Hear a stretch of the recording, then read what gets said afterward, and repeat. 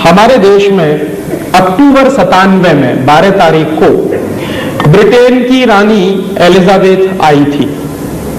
और आप सबने अखबारों में पढ़ा होगा कि ब्रिटेन की रानी जो एलिजाबेथ हमारे देश में आई, उसके बारे में हिंदुस्तान के हर अखबार ने मुख्य पृष्ठ की खबर बनाई।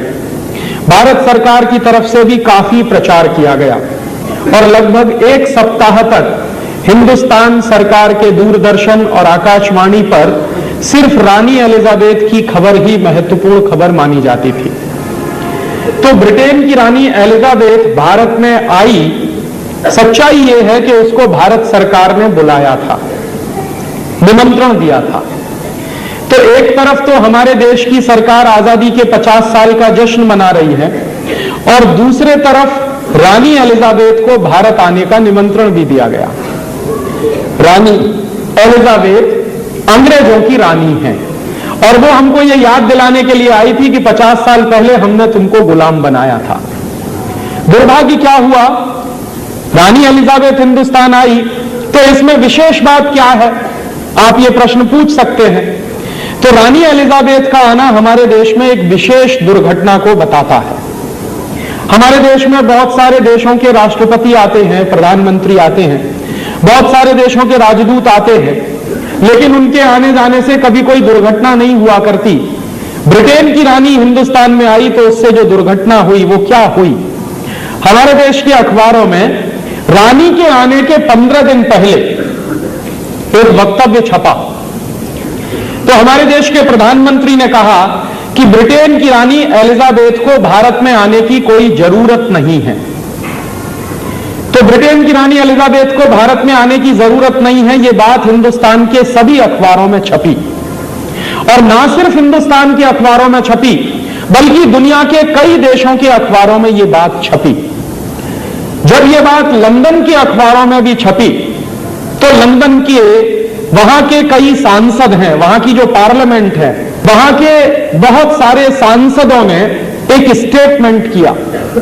स्टेटमेंट यह किया कि भारत के प्रधानमंत्री की यह हिम्मत कैसे हुई कि वो ब्रिटेन की रानी को भारत में आने के लिए मना करें, क्योंकि हमारे प्रधानमंत्री ने कह दिया था कि ब्रिटेन की रानी को भारत में आने की जरूरत नहीं है।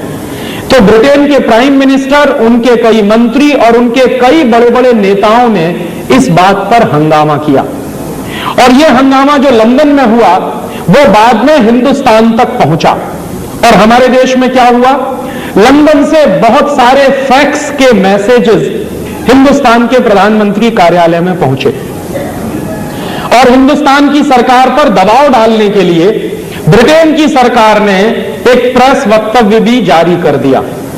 वो प्रेस वक्तव्य भी हिंदुस्तान में छपा, दुनिया के तमाम देशों के अखबारों में छपा। तो 24 घंटे पहले हमारे प्रधानमंत्री कहते थे कि ब्रिटेन की रानी को भारत में आने की कोई जरूरत नहीं है।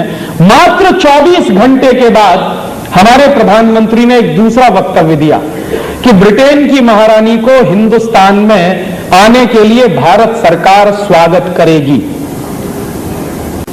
और उसके साथ साथ एक बात और उन्होंने कही कि ब्रिटेन की महारानी को भारत में आने के लिए कोई वीजा लेने की जरूरत नहीं है, माने बिना वीजा के ब्रिटेन की महारानी भारत में आ सकती है। तो हमारे देश के प्रधानमंत्री की गुलामी की हालत का आप अंदाजा लगाइए कि 24 घंटे पहले एक बात कह रहे हैं और 24 घंटे के अंदर आपको वक्तव्य बदलना पड़ा और उनके स्वागत की तैयारी भी करनी पड़ी। ब्रिटेन की महारानी आई, 12 अक्टूबर को दिल्ली में उतरी तो पुलिस के किसी भी बड़े अधिकारी ने ब्रिटेन की महारानी का वीजा पूछने की हिम्मत नहीं की। कानून जानते हैं क्या है? कानून यह है कि आप दुनिया के किसी भी देश में बिना वीजा के जा नहीं सकते। और अगर आप कभी गलती से अमेरिका जाएं और आपके पास वीजा ना हो तो दो ही बातें होंगी आपके साथ, या तो अमेरिका की जेल में पकड़कर आपको बंद कर दिया जाएगा या किसी हवाई जहाज से वापस आपको हिंदुस्तान भेज दिया जाएगा। ठीक इसी तरह से दुनिया के किसी भी देश का प्रधानमंत्री और राष्ट्रपति हमारे देश में आता है तो उसको वीजा लेना पड़ता है। हमारे देश के राष्ट्रपति और प्रधानमंत्री जब दूसरे देशों में जाते हैं तो उनको भी वीजा लेना ही पड़ता है, लेकिन ब्रिटेन की रानी को भारत में आने के लिए वीजा लेने की जरूरत नहीं है। ये बात जब सरकार ने कही तो हमारे जैसे लोगों के मन में प्रश्न पैदा हुआ कि ऐसी कौन सी विशेषता है ब्रिटेन की रानी में जिसके लिए उसको भारत में आने के लिए वीजा की जरूरत नहीं। उसी के साथ साथ एक दूसरी दुर्घटना और हुई कि जब ब्रिटेन की रानी दिल्ली आई तो उसको 21 तोपों की सलामी दी गई। यह सलामी हमारे सिर्फ राष्ट्रपति ले सकते हैं और कोई नहीं ले सकता। भारत में सिर्फ राष्ट्रपति को अधिकार है 21 तोपों की सलामी लेने का, बाकी बाहर के किसी भी व्यक्ति को 21 तोपों की सलामी नहीं दी जा सकती। राष्ट्रपति हमारे यहां सर्वोच्च माना जाता है, जो भी संविधान की व्यवस्था है।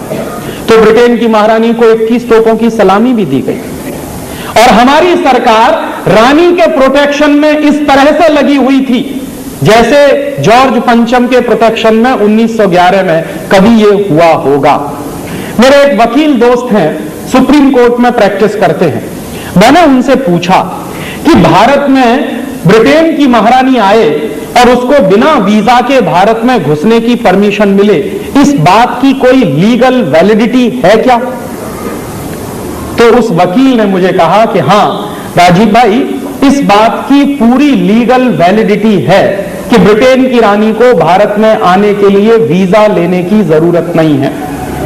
तो मैंने उन वकील से कहा कि यह सिर्फ एक स्थिति में होता है, ऐसी लीगल वैलिडिटी एक ही स्थिति में होती है। और वह स्थिति क्या होती है कि मान लीजिए आप जब हिंदुस्तान से अमेरिका जाएं या इंग्लैंड जाएं या फ्रांस जाएं या किसी भी देश में जाएं और वापस अपने देश में लौटें तो आपको वीजा नहीं पूछा जाएगा, आपका पासपोर्ट भी चेक नहीं किया। क्यों? क्योंकि आप अपने ही देश में वापस लौट रहे हैं। तो आप जिस देश के नागरिक हैं उसी देश में जब आप वापस लौटते हैं तो आपको ना तो वीजा पूछा जाता है ना पासपोर्ट पूछा जाता है।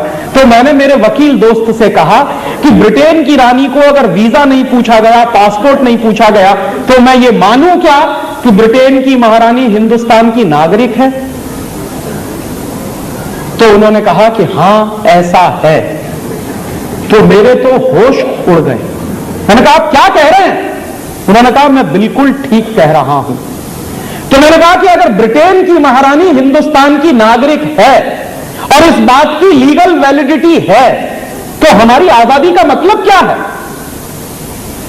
एक तरफ हम कहते हैं आजादी के 50 साल, एक तरफ हम कहते हैं भारत की स्वर्ण जयंती आजादी की, और दूसरी तरफ ब्रिटेन की महारानी हिंदुस्तान की अगर नागरिक है तो इस आजादी का मतलब क्या है?